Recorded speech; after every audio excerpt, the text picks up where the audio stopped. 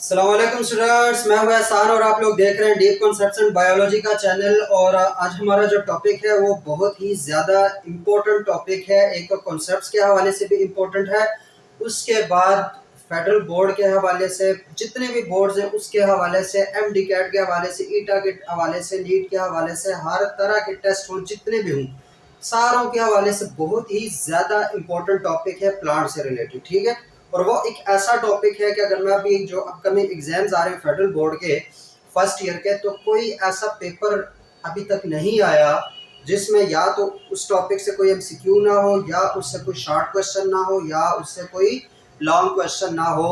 मतलब कुछ ना कुछ इस टॉपिक से ज़रूर आता है और हर साल आता है, चाहे MCQ आए, चाहे कोई शॉर्ट क्वेश्चन है, चाहे कोई लॉन्ग क्वेश्चन है। इवन 13 नंबर का भी पूरे का पूरा आ सकता है, इवन 5 नंबर का भी आ सकता है, इवन 3 नंबर का कोई शॉर्ट क्वेश्चन आ सकता है। कुछ ना कुछ इस टॉपिक से लाजमी आता है।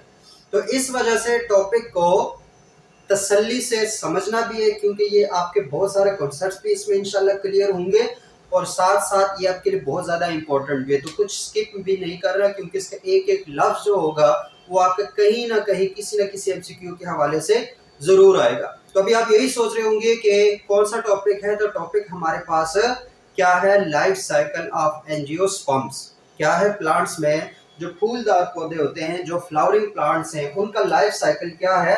इस पे लॉन्ग क्वेश्चन पूरे का पूरा भी आ सकता है, शॉर्ट क्वेश्चन भी आ सकते हैं, इस पे MCQs भी आते हैं। आपके सामने जब हम लोग ये सीरीज कर रहे हैं और MCQs के हवाले से और शॉर्ट क्वेश्चन के हवाले से देखें, तो हर पेपर में इससे कोई ना कोई MCQ जो है वो जरूर आया हुआ है।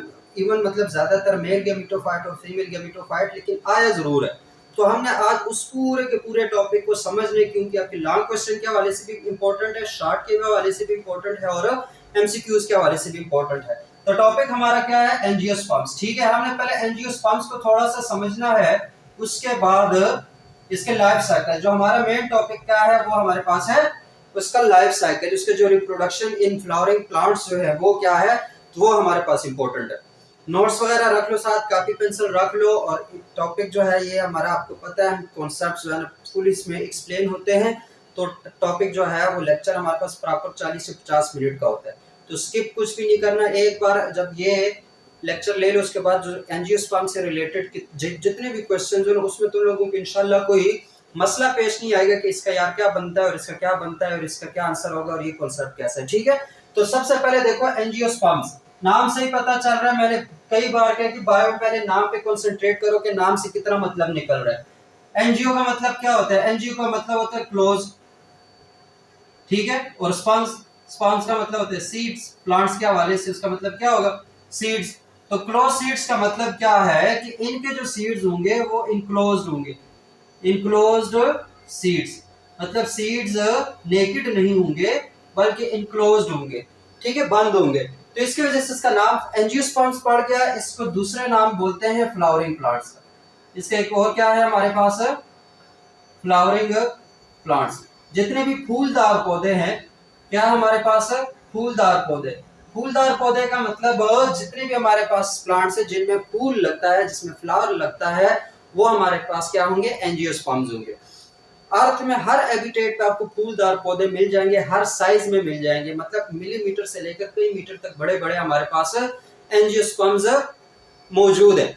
उसके बाद जो बुक में लिखा हुआ कि इसके जो मोनोकॉट्स और डाइकॉट्स पे फर्क क्या है, वो चीजें खुद कर लो, उसमें कोई मुश्किल नहीं है। उन्होंने यही बताया हुआ है कि जो मोनोकॉट्स हैं उसमें एक लंबा पत्ता होता है जिसके अंदर वेनेशन जो है पैरेलल होती है ऐसे। डाइकॉट्स में जो है वो पैरेलल नहीं होती बल्कि ऐसे वेनेशन हुई होती है। ठीक है, और इनके पत्ते भी चौड़े होते हैं, इनके पत्ते लंबे होते हैं। बाकी वेस्ट कैम्बियम की अगर बात करें तो एक में हमारे पास डिसऑर्गेनाइज्ड होंगे जो मोनोकॉट्स हैं, जो डाइकॉट्स हैं उसमें ऑर्गेनाइज्ड इस तरीके से होंगे जिसमें लेटरल ग्रोथ हो सकती है। मोनोकॉट्स में लेटरल ग्रोथ नहीं होती, इसकी वजह से जितने भी वीट हो गया हमारे पास, ये क्या मेज हो गए या हमारे पास राइस हो गए, वो एक सिट्टा निकलते हैं और इसमें सारा पौधा होता है, उसकी लेटरल जो है ब्रांचेस नहीं निकलती। तो इसकी वजह से नहीं निकलती क्योंकि उनका जो वेस्कुलर कैम्बियम होता है वो क्या होता है, डिसऑर्गेनाइज्ड होता है। ये इनका फर्क है। बाकी उनके रूट्स में कि जो मोनोकॉट्स होते हैं उसके हमारे पास फिब्रस रूट्स होते हैं ऐसे, जबकि हमारे पास ये जो है डाइकॉट्स उसके roots proper branch tap root होता है और एक उसके आगे ब्रांचेस होते हैं।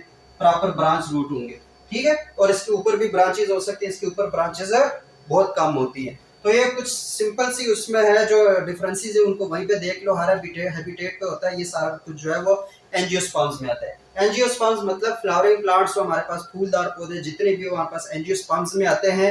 एक बात और याद रखो, अगर इसका हम जाते हैं तो इसका जो स्पोरोफाइट होता है, ठीक है, कौन सा, अब प्लांट में दो ही जनरेशन होती है ना, एक गैमेटोफाइट और एक स्पोरोफाइट, यही है, ठीक है। गैमेटोफाइट में गैमीट्स होंगे, स्पोरोफाइट में बाकी पौधा होता है। तो स्पोरोफाइट इनका जो होता है वो डोमिनेंट है, क्या है हमारे पास, ये एमसीक्यूज में आते रहते हैं। स्पोरोफाइट एंजियोस्पर्म्स का डोमिनेंट है, और साथ में और क्या है हमारे पास, जितना भी हमें ये पौधा नजर आ रहा होता है ना, ये हमारे पास क्या है, स्पोरोफाइट होता है। जितने भी फ्लावरिंग प्लांट है और आपको नजर आ रहे हैं ना, जो हमें पौधा उगने से लेकर फूल बनाने तक, वो सारे का सारा हमारे पास क्या है, स्पोरोफाइट है। वो क्या है, स्पोरोफाइट है, डोमिनेंट है। जबकि गैमेटोफाइट जो हमारे पास होता है वो इनकंस्पीशियस होता है।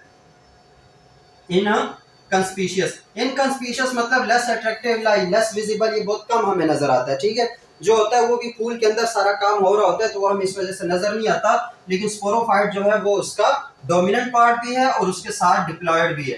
क्या है डिप्लॉयड, मतलब इसमें जो नंबर ऑफ क्रोमोसोम्स है वो कंप्लीट है, पेयर की फॉर्म में है 2n है, ठीक है। तो वो हमारे पास डिप्लॉयड है। स्पोरोफाइट हमारे पास डिप्लॉयड होगा, जबकि गैमेटोफाइट हमारे पास क्या होगा, हैप्लॉयड होगा। गैमेटोफाइट क्या होगा, हैप्लॉयड गैमेटोफाइट होगा, मतलब number of chromosomes exactly half होंगे उसके स्पोरोफाइट के मुकाबले में, ठीक है। ये बातें कुछ थी जो बताने वाली थी एंजियोस्पर्म्स में कि स्पोरोफाइट जो है वो डोमिनेंट है, डिप्लॉयड है। गैमेटोफाइट हमारे पास इनकंस्पीशियस है, मतलब लेस विजिबल है, क्या है, लेस विजिबल या लेस अट्रैक्टिव, इस तरह की कोई भी नाम दे सकते हो। और हैप्लॉयड है, मतलब उसके जो नंबर ऑफ क्रोमोसोम्स होंगे वो एग्जैक्ट हाफ होंगे, ठीक है। मतलब अगर उसके कितने हैं 24 हैं, तो हैप्लॉयड में 12 होंगे, एग्जैक्ट उसके हाफ होंगे। तो वो हमारे पास है, ये दोनों का फर्क है। यहाँ पर तो ये सिंपल बेसिक चीज हमारे पास थी कि एंजियोस्पर्म्स क्या होते हैं, उसमें एंजियो का मतलब क्या है, स्पर्म्स का मतलब क्या है, फ्लावरिंग प्लांट्स है, उसमें जो मोनोकोट्स और डाइकोट्स में फर्क है, वो सारी चीजें भी हैं। और स्पोरोफाइट जो है ना वो डोमिनेंट होता है, और गैमेटोफाइट जो है इनकंस्पीशियस होता है। ये सिंपल बेसिक सी बात है, ठीक है, ये पढ़ने से समझ आ जाती है। मेन जो हमारा काम है जो इस टॉपिक में रिलेटेड है, क्योंकि हमारे पास इतना टाइम नहीं होता, बच्चे बोर हो जाते हैं, तो हम ज्यादा डिटेल में नहीं जाएंगे। हम डायरेक्ट स्टार्ट करेंगे किस चीज को, हम स्टार्ट करेंगे लाइफ साइकिल ऑफ एंजियोस्पर्म्स को। किसको स्टार्ट करेंगे, लाइफ साइकिल ऑफ एंजियोस्पर्म्स, ठीक है, लाइफ साइकिल ऑफ एंजियोस्पर्म्स। अब लाइफ साइकिल के लिए हमें पता होना चाहिए कि प्लांट का जो रिप्रोडक्टिव पार्ट है वो क्या है, ठीक है। तो यहाँ पर एंजियोस्पर्म में जितने भी एंजियोस्पर्म्स हैं उनका रिप्रोडक्टिव पार्ट हमारे पास क्या होगा, वो वाला पार्ट जो सेक्सुअल रिप्रोडक्शन में हिस्सा लेगा वो हमारे पास रिप्रोडक्टिव पार्ट होगा। और वो कौन सा है, यहाँ पे फ्लावर है, ठीक है। रिप्रोडक्टिव पार्ट जो एंजियोस्पर्म्स में है वो भी एक एमसीक्यू है कि वो क्या है, फ्लावर। तो फ्लावर को हमने पहले फूल को थोड़ा सा समझना है, फूल की जो बेसिक स्ट्रक्चर है उसको थोड़ा सा समझेंगे, और उसके बाद उसका लाइफ साइकिल जो है वो यही से स्टार्ट हो जाता है। ये ना समझो कि ये अलग से है। तो अब हमने फ्लावर को थोड़ा सा समझना है, फ्लावर के बाद फिर हम इसके लाइफ साइकिल पे जाएंगे, ठीक है। तो फ्लावर में देखो बेसिकली क्या होता है, इधर देखो, फ्लावर में बेसिकली हमारे पास दो, मतलब एक तो होते हैं पत्तियां, पीटल्स जिसे कहते हैं, मतलब इस तरह की कई रंग की हो सकती है, ठीक है। मैं ये बना देता हूँ, उसके बाद देख लेना। उसके बाद कुछ स्ट्रक्चर ऐसा होता है, यहाँ पे भी दो पत्ते होते हैं, ऐसे 2-3 पत्ते होते हैं जो कि ग्रीन कलर के होंगे, और साथ में इस तरह के का स्ट्रक्चर होगा। ये सिंपल फ्लावर है। उसके बाद अगर उसके अंदर की तरफ देखें तो हमारे पास है एक इस तरह का स्ट्रक्चर है फ्लावर के अंदर, ऐसे, ठीक है। उसके अंदर भी कैसा स्ट्रक्चर होगा, और कुछ स्ट्रक्चर ऐसे हैं। कुछ स्ट्रक्चर आपको ये जाके कोई भी फ्लावर उठा लो, कोई भी फूल उठा लो, और उसमें इस तरह के सारे स्ट्रक्चर आपको मिल जाएंगे। ये बेसिक सा स्ट्रक्चर है। तो देखते हैं कि इसमें क्या है। अब देखो, सबसे पहले अगर इसकी बात करें, जो डंडी होती है फूल की, इसका जो नाम है वो क्या है हमारे पास, इसका नाम है पेडिसल। इसका नाम क्या है, पेडिसल है, ठीक है। जो डंडी होती है उसको कहते हैं पेडिसल, और ये इसकी उसके ऊपर सारा फूल लगा होता है। उसके बाद ये जो पत्ते होते हैं जो फूल के नीचे है ना, कोई भी फूल उठाना, जरूर उठाना, मिल जाएगा कहीं ना कहीं से फूल उठाना। उसके नीचे देखना 3-4 पत्ते होंगे जो ग्रीन कलर के होंगे, ठीक है। ये वाले पत्ते किस कलर के होंगे, ग्रीन कलर के होंगे और इसको कहेंगे हम सेपल्स। इसको क्या बोलते हैं? सेपल, या फिर इसका टेक्निकल जो नेम है वो कैलिक्स है। क्या है हमारे पास? कैलिक्स। ये जो पत्ते होंगे इनका काम क्या होता है? इस पूरे ओव्यूल को और इस पूरे हमारे पास जो मेल और फीमेल गेमेटोफाइट्स हैं इसकी प्रोटेक्शन करना होता है, इसको कहते हैं सेपल। उसके बाद ये वाले पत्ते जो होते हैं जो कि कलरफुल होते हैं, जैसे पिंक है, रेड है, येलो है, जिस कलर का भी फूल है उसमें ये वाले जो कलरफुल हमारे पास पत्ते होंगे इसको बोलते हैं पीटल्स। इसको क्या बोलते हैं? पीटल। और इसका दूसरा नाम है कोरोला। दोनों इस एक का नाम है, ये कैलिक्स है वो कोरोला, ठीक है। तो इसको कहेंगे पीटल। और इनका काम क्या होता है? इनका काम होता है पोलिनेशन में, पोलिनेशन करवाते हैं, ठीक है। अब ये तो सिंपल सा कॉन्सेप्ट है, नहीं समझ आता बाद में बता देना, मैं समझा दूंगा। तो ये पीटल हो गया, ये सेपल हो गया, ये पेडिसल हो गया, ठीक है। उसके बाद आते हैं इन स्ट्रक्चर पे। तो ये जो डंडर सा बना है, अभी अलग से स्ट्रक्चर है, ये एक अलग से स्ट्रक्चर है, ठीक है। ये जो डंडर सा बना हुआ है, ये जिसमें एक स्टार्क है और प्रॉपर ये स्ट्रक्चर सा है, ये ऊपर वाला स्ट्रक्चर है, इसको कहते हैं एंथर। इसको क्या बोलते हैं? एंथर। जबकि ये वाला जो स्ट्रक्चर है इसको बोलते हैं फिलामेंट। इसको क्या बोलते हैं? फिलामेंट, ठीक है। ये ऊपर वाला है इसको एंथर बोलते हैं, जो नीचे जिसके ऊपर एंथर लगा है उसको फिलामेंट बोलते हैं। और इन दोनों को मिला के क्या बोलते हैं? इन दोनों को मिला के क्या बोलते हैं? क्या बोलते हैं? क्या बोलते हैं? स्टेमन। इन दोनों को मिला के बोलते हैं स्टेमन। अब इस स्ट्रक्चर पे आ जाए तो इस स्ट्रक्चर के सबसे ऊपर वाला पार्ट होता है, इसको बोलते हैं स्टिग्मा। अब ये सारे इसमें जल्दी जल्दी मैं इसलिए बता रहा हूँ क्योंकि 9th 8th 9th से चीजें पढ़ते आ रहे हो। ये जो सबसे ऊपर वाला स्ट्रक्चर है इसको बोलते हैं स्टिग्मा। ये जो बड़ा शेप में आया, वो बड़ा स्टाइल में आया हुआ ऐसे, इस वाले को बोलते हैं स्टाइल। इसको क्या बोलते हैं? स्टाइल। फिर उसके बाद ये जो अंदर ये वाला सारा स्ट्रक्चर है इसको बोलते हैं ओवरी। इसको क्या बोलते हैं? ओवरी। और ये जो अंदर वाला स्ट्रक्चर है ये वाला, इसको हम 1 बाय 1 एक्सप्लेन करेंगे। ये जो अंदर वाला स्ट्रक्चर है इसको बोलते हैं ओव्यूल। इसको क्या बोलते हैं? ओव्यूल, ठीक है। ये ओवरी हो गई। ये वाला जो अंदर स्ट्रक्चर है ये क्या हो गया हमारे पास? ओव्यूल हो गया। और ये अंदर जो आपको एक छोटा सा सेल नजर आ रहा है, इस सेल को बोलते हैं मेगास्पोर। इसको क्या बोलते हैं?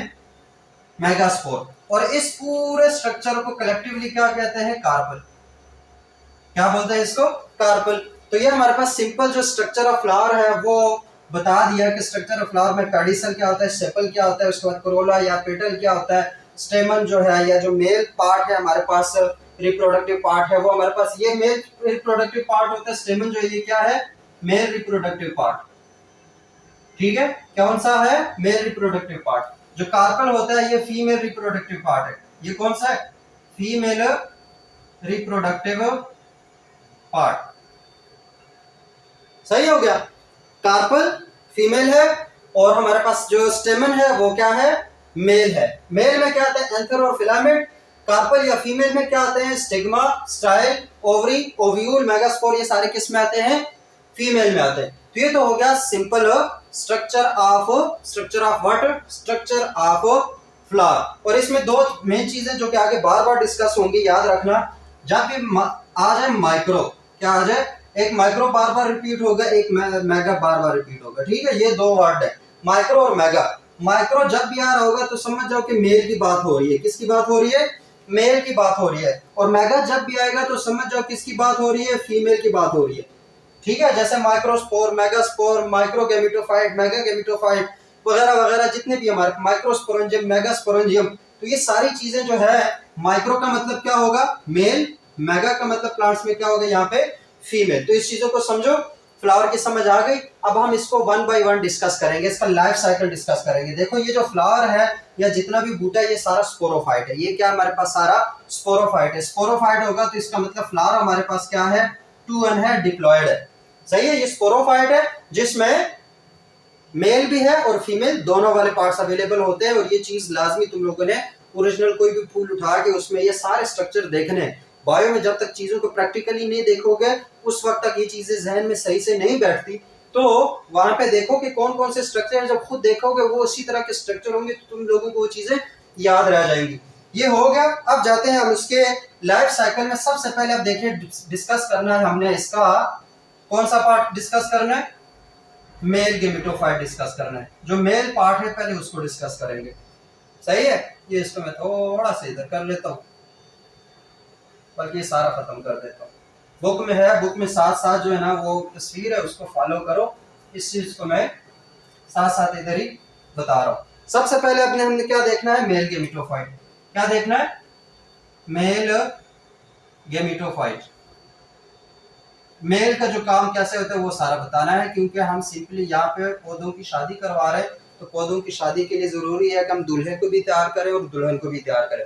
अब वो दूल्हा कैसे तैयार होगा, दुल्हन कैसे तैयार होगी, उसके लिए हमने अभी ये करनी है कि ये कैसे तैयार हो रहे हैं, पौधों में ये काम कैसे हो रहे हैं, उसके बाद कैसे इनकी फर्टिलाइजेशन होगी, कैसे ये एक दूसरे के साथ मिलेंगे और कैसे एक दूसरा पौधा बनेगा, वो सारी चीजें जो इसमें होंगी वो कैसे होंगी उसको साथ साथ फॉलो करेंगे। सबसे पहले हमने देखना मेल गेमिटोफाइट। अभी हमने बात की थी कि मेल गेमिटोफाइट में एक एंथर होता है, ठीक है, और एक उसका फिलामेंट होता है। ये क्या है, एंथर, और ये क्या है, फिलामेंट। ऐसा ही है। अब जब ये एंथर डेवलप कर रहा होता है तो इसके अंदर इस तरह के कोई 2 से 4 सैक्स बन जाते हैं, 2 to 4 क्या बन जाते हैं, सैक्स, मतलब इस तरह के थैले से बन जाते हैं।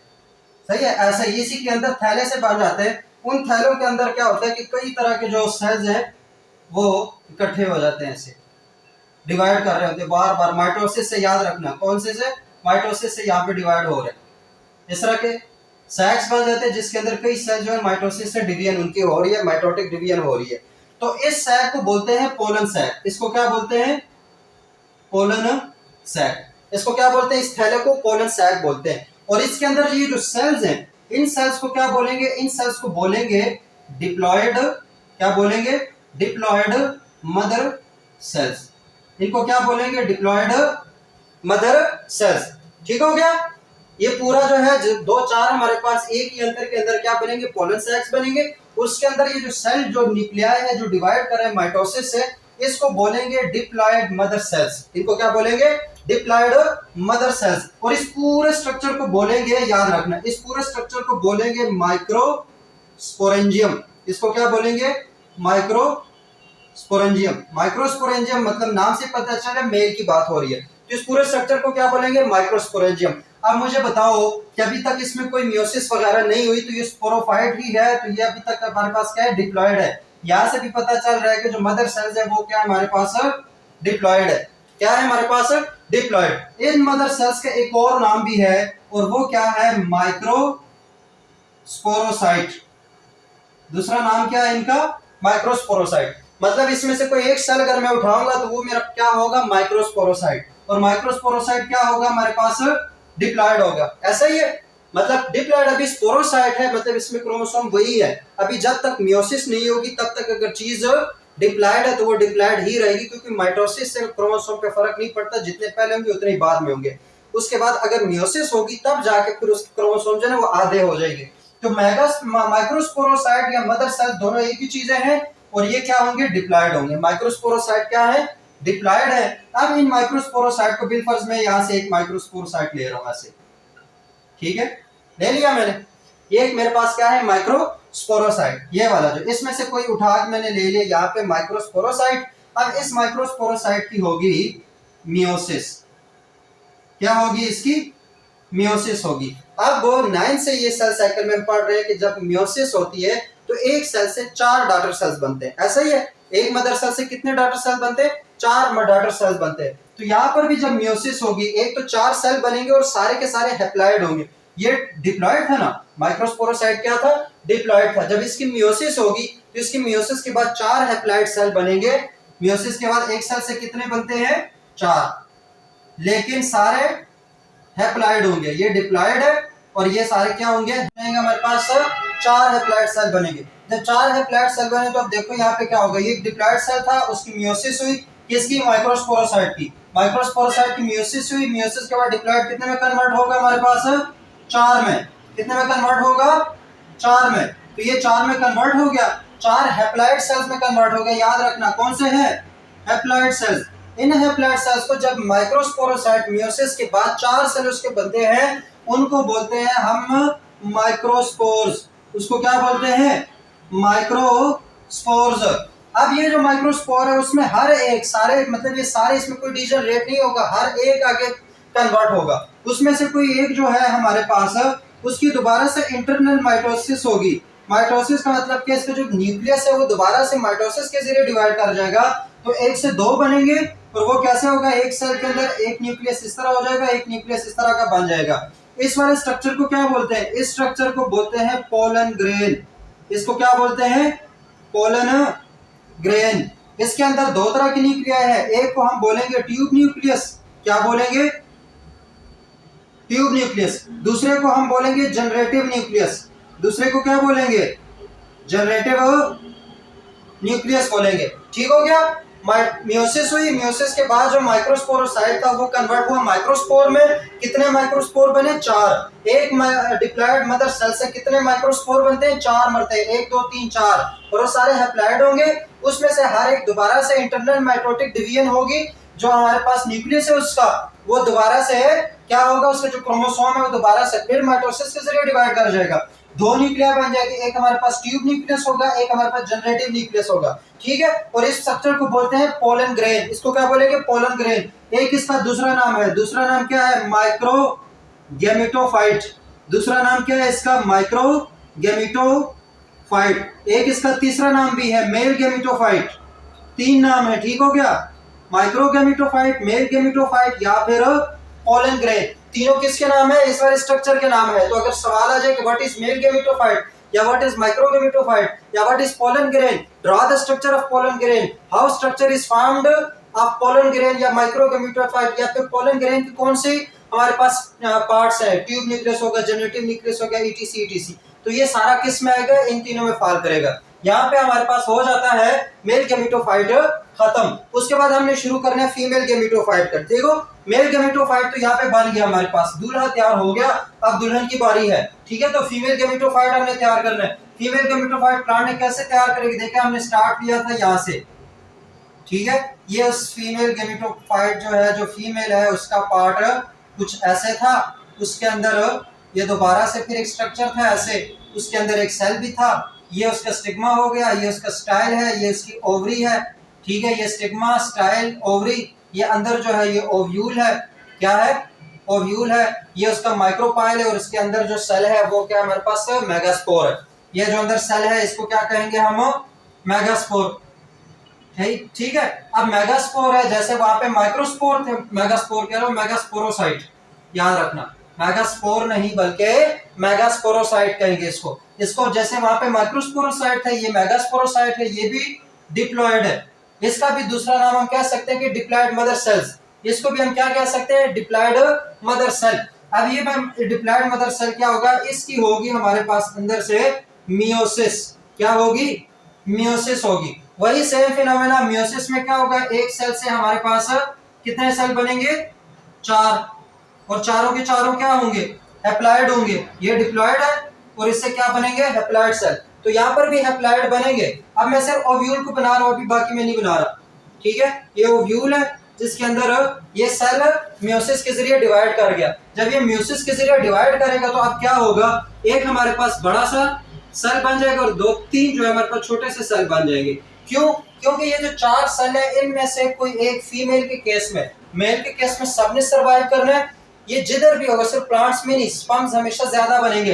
तो ये हमारे पास फीमेल, मेल के केस में सबने सर्वाइव करना है। फीमेल के केस में इन चारों में से कोई एक सर्वाइव करेगा, बाकी 3 क्या होंगे, डीजनरेट हो जाएंगे। क्या हो जाएंगे, डीजनरेट या डीग्रेड या खत्म हो जाएंगे, जाया हो जाएंगे। जो एक है हमारे पास वो सर्वाइव कर जाएगा, साइज में थोड़ा बड़ा हो जाएगा। उस एक को, ये जो सर्वाइव करेगा, ये 3 तो हो गए डीजनरेट। ये जो एक सर्वाइव कर रहा है ओव्यूल के अंदर, ये ओव्यूल है, प्रॉपर ओवरी नहीं है, ओव्यूल के अंदर ये जो एक हैप्लॉयड है। अब ये और इसमें यही फर्क है, मियोसिस के बाद ये हैप्लॉयड होगा। जब ये हैप्लॉयड हो जाएगा और सर्वाइव कर जाएगा, उसको हम कहेंगे मेगास्पोर। उसको क्या कहेंगे हम, बताओ, उसको क्या कहेंगे, मेगास्पोर। यहाँ पे माइक्रोस्पोर था, ठीक है, ये सारे माइक्रोस्पोर थे। यहाँ पे एक ही सर्वाइव कर गया जिसको हम कहेंगे मेगास्पोर। क्या कहेंगे हम, मेगास्पोर कहेंगे। तो ये मेगास्पोर हुआ, मेगास्पोर बन गया ओव्यूल के अंदर। अब जाते हैं थोड़ा सा आगे, क्या करते हैं, थोड़ा सा आगे जाते हैं। थोड़ा सा आगे जाएंगे तो क्या होगा, अब अगला जो हमारे पास इसमें कॉन्सेप्ट है, ये जो एक मेगास्पोर है, अब इसकी होगी माइटोटिक डिवीजन। जैसे यहाँ पे माइटोसिस हुई थी, यहाँ पर भी माइटोसिस होगी, लेकिन नॉट 1 टाइम, 3 टाइम्स होगी। यहाँ पे 1 टाइम हो रही थी ना, यहाँ पे क्या होगी, 3 टाइम्स। अब मुझे बताओ, एक हैप्लॉइड सेल है, उसकी 3 टाइम्स क्या होगी, माइटोसिस होगी। पहली माइटोसिस के दौरान क्या होगा, माइटोसिस में एक सेल से 2 बनते हैं ना, जैसे मियोसिस में 1 से 4 बनेंगे, तो माइटोसिस में कितने बनते हैं, 1 से 2। तो ये हो गया हैप्लॉइड सेल है, उसकी माइटोसिस हुई, माइटोसिस के बाद 1 से ये 2 बन गए, ठीक है। उसके बाद दोबारा से इसकी फिर माइटोसिस होगी दूसरे टाइम, दोनों की होगी, इसकी भी होगी इसकी भी होगी। जब इसकी माइटोसिस होगी तो इससे भी 2 बन जाएंगे, इसकी माइटोसिस होगी तो इससे भी 2 बन जाएंगे, ठीक है। फिर तीसरे टाइम मतलब अगली दफा जब होगा, थर्ड टाइम जब होगा, इसकी माइटोसिस होगी 2 बनेंगे, इसकी माइटोसिस होगी 2 बनेंगे, इसकी माइटोसिस होगी 2 बनेंगे, इसकी माइटोसिस होगी 2 बनेंगे। तो 3 टाइम्स माइटोसिस के बाद एक जो मेगास्पोर था वो कितने न्यूक्लियाई में कन्वर्ट हो गया, कितने सेल उसने बना लिए, 1 2 3 4 5 6 7 8 बना लिए इतने सेल। मतलब 3 टाइम माइटोसिस के बाद मेगास्पोर कन्वर्ट हो जाएगा 8 सेल्स में। कितने में, 8 हैप्लॉइड में। ये सारे क्या है, हैप्लॉइड सेल्स, इस बात को याद रखो। हैप्लॉइड सेल में इसकी माइटोसिस हुई 3 टाइम्स माइटोसिस के बाद क्या हुआ कि हमारे पास ये क्या था, ओव्यूल था। उस ओव्यूल के अंदर ये जो 8 सेल है वो कैसे अरेंज होंगे, ये माइक्रोपाइल है ना, ये क्या है, माइक्रोपाइल। ये जो ओपनिंग होती है ओव्यूल की, इसको माइक्रोपाइल बोलते हैं। ये माइक्रोपाइल है, इसके ऑपोजिट 3 अरेंज हो जाएंगे, ऐसे हो गए 3 ऐसे अरेंज हो जाएंगे, 2 इसके साथ ऐसे अरेंज हो जाएंगे, एक बीच में अरेंज हो जाएगा, 2 बीच में इस तरह के अरेंज हो जाएंगे, सही है। अब ये 3 ये है, 3 ये है, 2 ये है, टोटल 8 हो गए, 8 न्यूक्लियाई बन गए। अब इनको नाम देते हैं, ये बड़ा इंपॉर्टेंट क्वेश्चन है और इंपॉर्टेंट इसका कॉन्सेप्ट है, ठीक है। अब ये जो नाम देंगे, अब ये देखो ये 3 इसके माइक्रोपाइल के क्या है, ऑपोजिट एंड पे है। ये जो ऑपोजिट एंड पे 3 न्यूक्लियाई होंगे, 3 सेल जो होंगे, वो हमारे पास क्या होंगे, एंटीपोडल्स। उसको क्या बोलेंगे, एंटीपोडल्स। इनका कोई खास काम नहीं होता, तो ये जल्दी ही डिजनरेट कर जाएंगे। उसके बाद ये जो 2 सेल्स हैं, ये जो माइक्रोपाइल के साथ इधर और इधर लगे हुए, इन दोनों को बोलते हैं सिनर्जिड्स। इसको क्या बोलते हैं, सिनर्जिड्स, ठीक है। ये जो इन दोनों के बीच में होगा, इसको बोलेंगे एग सेल। क्या बोलेंगे, एग सेल बोलेंगे। ये इसके एक और नाम है, ओवम। क्या है, ओवम। तो ओवम सेल या एग सेल बन गया। ये जो बीच में 2 न्यूक्लियाई है या जो 2 सेल्स हैं, इसको बोलेंगे पोलर न्यूक्लियाई। इसको क्या बोलेंगे, पोलर न्यूक्लियाई, ठीक हो गया। वो 8 सेल अरेंज हुए, उनके क्या क्या नाम है, 3 जो ऊपर अरेंज थे उसको एंटीपोडल्स कहते थे, बीच में जो 2 हैं उनको पोलर न्यूक्लियाई, जो यहाँ पे एक सेल है उसको एग सेल, और उसके साथ जो 2 हैं उसको सिनर्जिड्स बोलेंगे, ठीक है। यहाँ पे हमारा ये भी कंप्लीट हो जाता है। क्या कंप्लीट हो जाता है, ये जो ओव्यूल है उसके अंदर ये जो सारी चीजें हैं, ये जो बन गई, जो सारे सेल्स बन गए, इसको कलेक्टिवली कहते हैं फीमेल गेमिटोफाइट। इसको क्या बोलते हैं, फीमेल गेमिटोफाइट, या इसका एक और नाम है, क्या है, मेगा गेमिटोफाइट। और नाम क्या है इसका, मेगा गेमिटोफाइट, ठीक हो गया। फीमेल गेमिटोफाइट या फिर मेगा गेमिटोफाइट, या फिर इसका तीसरा नाम है एम्ब्रियोसैक। क्या है, एम्ब्रियोसैक। तीनों इसका नाम है। जैसे वहां पे पोलन ग्रेन, माइक्रोगेमिटोफाइट, मेल गेमिटोफाइट अलग अलग थे, यहाँ पे फीमेल गेमिटोफाइट, मेगा गेमिटोफाइट और एम्ब्रियोसैक, इसके 3 ही इस स्ट्रक्चर के नाम है, ठीक है। तो ये हो गया, ये स्ट्रक्चर बन गया। अब इसके बाद देखो क्या होता है, हमारे पास ये भी तैयार है, एक्सेल भी तैयार हुआ, और यहाँ पे पोलन ग्रेन भी तैयार है। अब होगा क्या, मैं इसको प्रॉपर अब बना रहा हूं, यहां से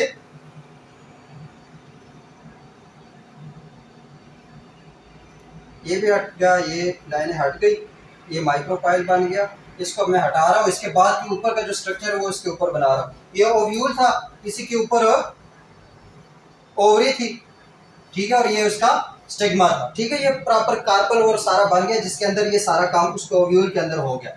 अब ये हो गया, उसके बाद क्या होगा, अब आएगा वहां से पोलन ग्रेन, वहां से क्या आएगा, पोलन ग्रेन आएगा, स्टिग्मा पे स्टिक करेगा। कैसे आया, अलग से कॉन्सेप्ट है, pollination, cross pollination, self pollination. अपने फूल से आया, किसी और की फूल से आया, हवा उसको लेकर आई, पानी उसको लेकर आई, बर्ड्स उसको लेकर आए, इंसेक्ट्स उसको लेकर आए, जैसे भी आ गया, वो पोलिनेशन का पार्ट है, ठीक है। लेकिन ग्रेन आ गया, पोलन ग्रेन आ गया किसके ऊपर, स्टिग्मा के ऊपर। स्टिग्मा के ऊपर आने के बाद ये जो स्टिग्मा के ऊपर स्टिकी सब्सटेंसेस होते हैं, जिसकी वजह से स्टिग्मा के ऊपर स्टिक कर जाता है, चिपक जाता है।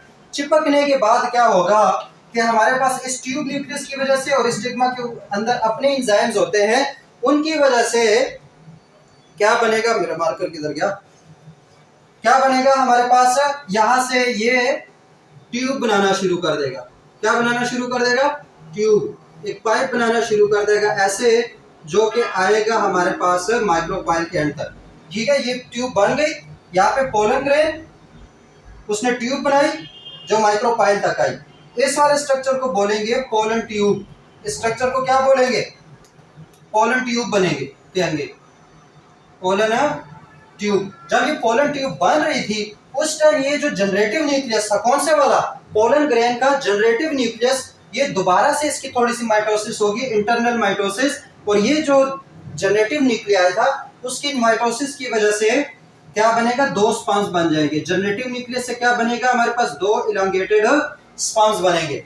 स्पॉन्ज किससे आते हैं, जनरेटिव न्यूक्लियस से। ट्यूब न्यूक्लियस उसके आगे होगा, मतलब ट्यूब न्यूक्लियस यहां से पहले निकलेगा, आते आते मतलब ये ट्यूब न्यूक्लियस आगे होगा, ट्यूब न्यूक्लियस आगे, उसके पीछे पीछे दो स्पम्स, उसके पीछे पीछे क्या होंगे, दो स्पम्स। जब ये ट्यूब न्यूक्लियस माइक्रोपाइल के पास पहुंचेगा, ये इंटरेक्ट करेगा सिनर्जिड्स के साथ। सिनर्जिड्स के साथ इंटरेक्शन की वजह से ये वाला जो माइक्रोपाइल है ये ओपन हो जाएगा प्रॉपर। ओपनिंग के बाद ये सिनर्जिड्स और ट्यूब न्यूक्लियस ये डीजनरेट हो जाएंगे। ये क्या हो जाएंगे, डीजनरेट हो जाएंगे, क्योंकि इनका काम खत्म हो गया। तो जो पहला स्पर्म आएगा वो फर्टिलाइजेशन कर देगा इस एग के साथ। किसके साथ, एग के साथ फर्टिलाइजेशन कर देगा। जब ये एग के साथ फर्टिलाइजेशन करेगा तो एग प्लस फर्स्ट स्पर्म जो आएगा उससे क्या बनेगा, हमारे पास जाइगोट बनेगा। क्या बनेगा, जाइगोट बनेगा।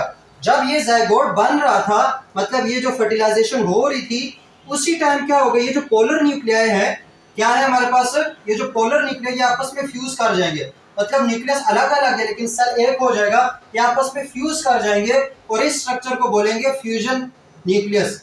इसको क्या बोलेंगे, फ्यूजन न्यूक्लियस। फ्यूजन न्यूक्लियस बन गया। फ्यूजन न्यूक्लियस बनने के बाद ये जो दूसरा स्पर्म है ये इंटर करेगा और इसके साथ फ्यूजन कर देगा, इसके साथ फ्यूज हो जाएगा। फ्यूजन न्यूक्लियस के साथ दूसरा स्पर्म फ्यूज हो जाएगा।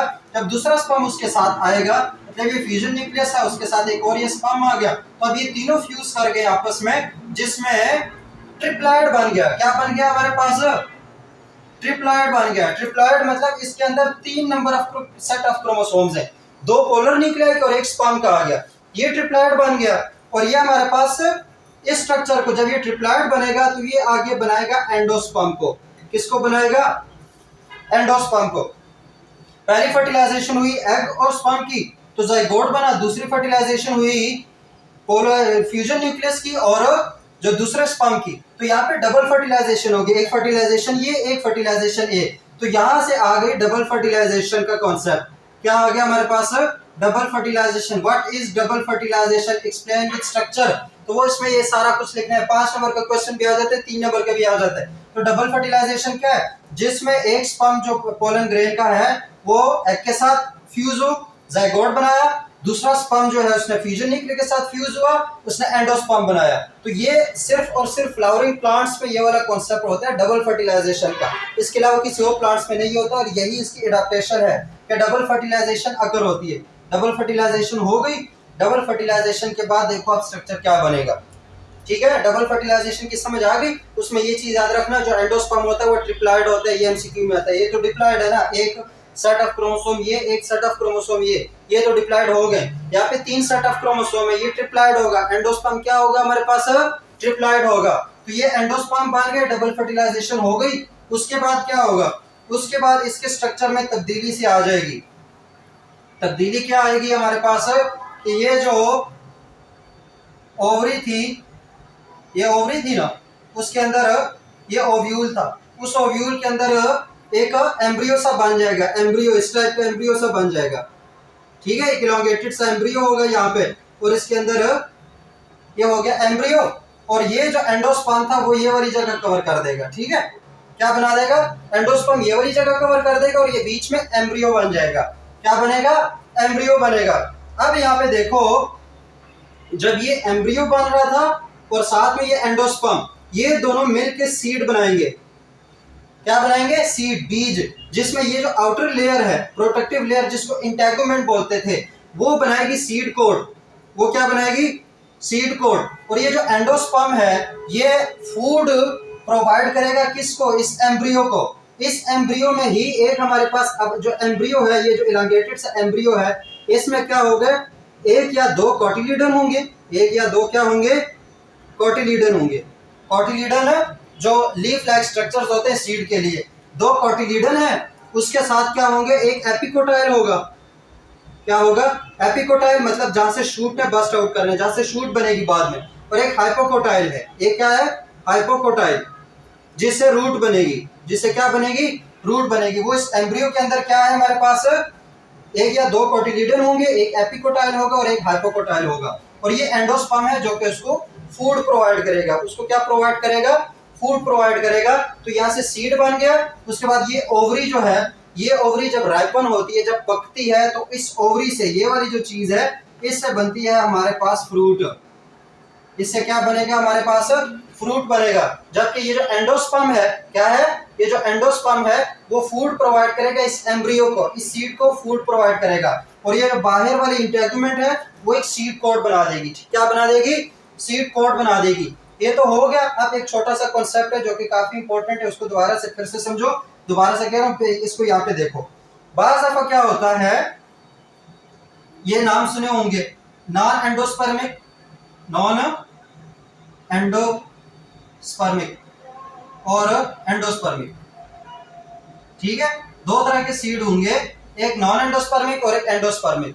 अगर हमारे पास इसके जो कोटिलीडन्स हैं वो इस एंडोस्पर्म के साथ मिल जाए, मतलब इस एंडोस्पर्म वाले को अपने लिए एब्जॉर्ब कर लें, ये इस जितना भी एंडोस्पर्म है वो क्या हो, वो एब्जॉर्ब हो जाए, कोटिलीडन उसको एब्जॉर्ब कर ले और खुद बड़े हो जाए, मतलब वही कोटिलीडन फिर एम्ब्रियो को खुराक प्रोवाइड करना शुरू कर दें, तो वो एंडोस्पर्मिक होंगे। वो क्या होंगे, एंडोस्पर्मिक कह रहा हूँ, नॉन एंडोस्पर्मिक होंगे, क्योंकि उसमें जो एंडोस्पर्म है वो सारे के सारा कोटिलीडन्स में आ जाएगा। किस में आ जाएगा, कोटिलीडन्स में आ जाएगा। जैसे कि हमारे पास ये मटर जो है, मूंगफली है, इसके अलावा ये जितने भी बीन्स है, लोबिया हो गया, दाल माश होगी, जो भी चीजें, वो सारी क्या होंगी, नॉन एंडोस्पर्मिक होंगी। उनमें जो एंडोस्पर्म है वो कोटिलीडन का ही पार्ट बन जाता है। जबकि कुछ होंगे उसमें जो एंडोस्पर्म के टिश्यूज हैं वो खुद ग्रो कर रहे होंगे। क्या कर रहे होंगे, वो खुद ग्रो करते हैं और वो पूरे के पूरे एम्ब्रियो को फूड प्रोवाइड करते हैं, वो एंडोस्पर्मिक होंगे। जैसे हमारे पास व्हीट है, गंदम हो गई, राइस हो गया,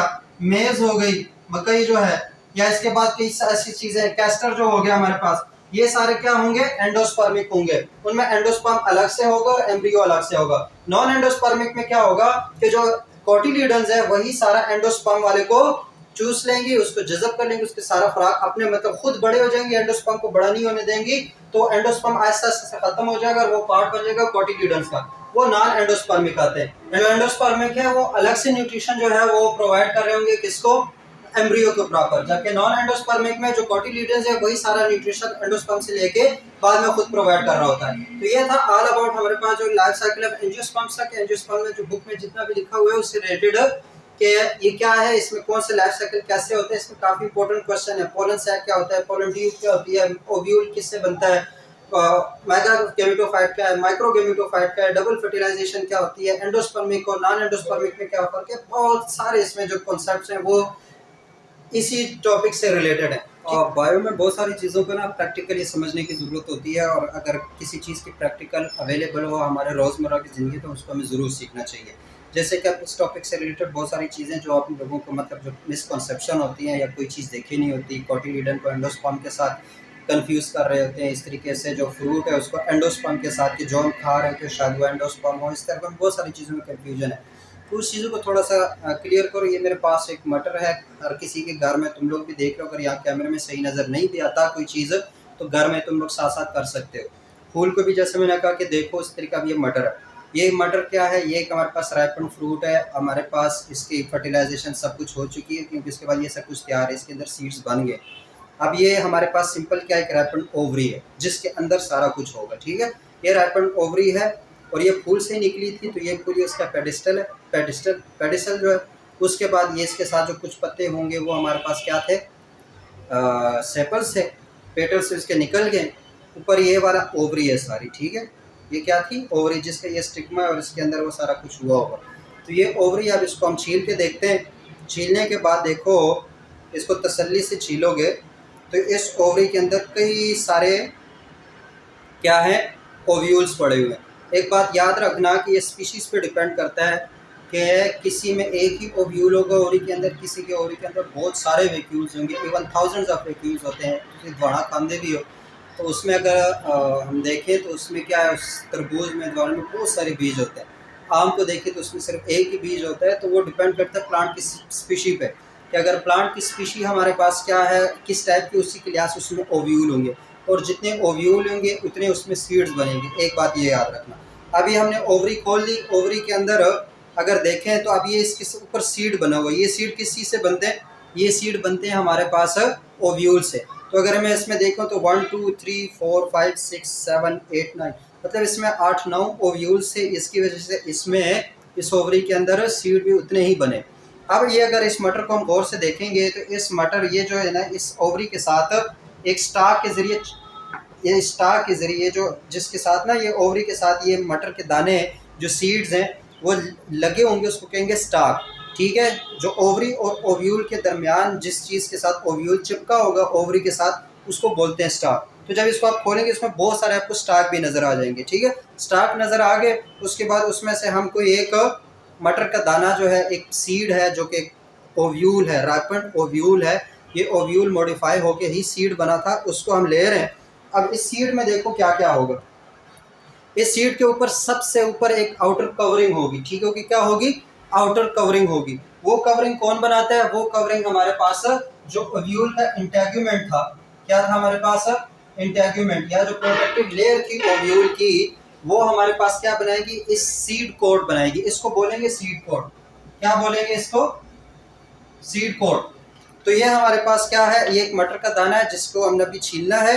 अब अगर इस मटर के दाने को गौर से देखें तो इसका माइक्रोपाइल हमें बाहर से ही नज़र आ रहा है। ये जो माइक्रोपाइल है वो हमें बाहर से नज़र आ रहा है, जिसको अभी सीड कोट ने कवर कर लिया है। तो हम इसको थोड़ा सा छील के देखेंगे। अब ये जब हमने इसको छीला, बिल्कुल इसको दरमियान से हमने छील लिया, तुम लोग भी उधर घर में छील लो, तो इसके ये पार्ट अलग हो गए। ये पार्ट जो है इसका अब नज़र आएगा नहीं, मुझे नहीं पता, लेकिन ये पार्ट इसका अलग हो गया। इसको तुम लोग अलग कर रखो, और इसका दूसरा पार्ट जो है वो अलग कर दो। ये इसका दूसरा पार्ट भी मैंने अलग कर लिया, और ये एक कोट कवरिंग जो है वो बाहर आ गई। ठीक है, ये हमारे पास सीड कोट था जो कि हमारे पास अंदर जो हमारा कोटिलीडन है या जो एंडोस्पर्म है उसको ये क्या कर रहा है? प्रोटेक्ट कर रहा था।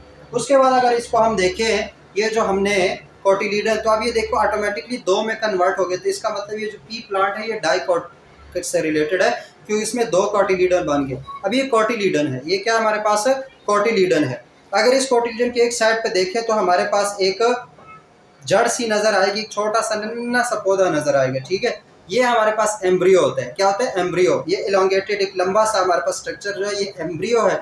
ये एम्ब्रियो में एक एपिकोटाइल होगा और हाइपोकोटाइल। हाइपोकोटाइल पहले जड़ बनेगा, जड़ बनने के बाद ये इस कोटिलीडन में जो ना निकल आएगा ज़मीन से बाहर, और वो जो 2 शुरू के पत्ते होते हैं ना वो असल में कोटिलीडन होते हैं, जो बाद में सूख के गिर जाते हैं, तो नॉट ट्रू लीव्स। तो ये हमारे पास कोटिलीडन डाइकोट जो हम जिससे कहते हैं कि इसमें 2 कोटिलीडन्स हैं। अगर व्हीट का मेज को हम उठाएंगे तो उसमें 1 कोटिलीडन होता है।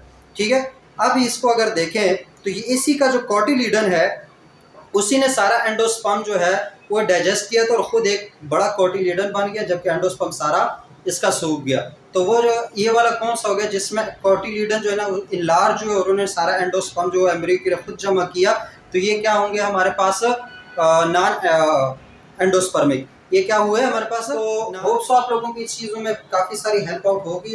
अब इसमें मजीद बोलने को बहुत कुछ है, लेकिन लेक्चर बहुत ज़्यादा लंबा हो जाता है और अब हमारे पास इतना टाइम नहीं था क्योंकि पेपर बहुत क्लोज है। तो क्या हम वो सारे का सारा जो कॉन्सेप्ट में चले जाए और उसमें ये सारा इजीली कैसे कैसे होता है 1 बाय 1 उसको एक्सप्लेन करें। तो इंशाल्लाह आपको ये चीज़ें काफ़ी समझ आ गई होगी। अगर कुछ समझ नहीं आया तो कमेंट्स में मेंशन कर देना, और तब तक के लिए मुझे इजाज़त दो। अल्लाह हाफ़िज़।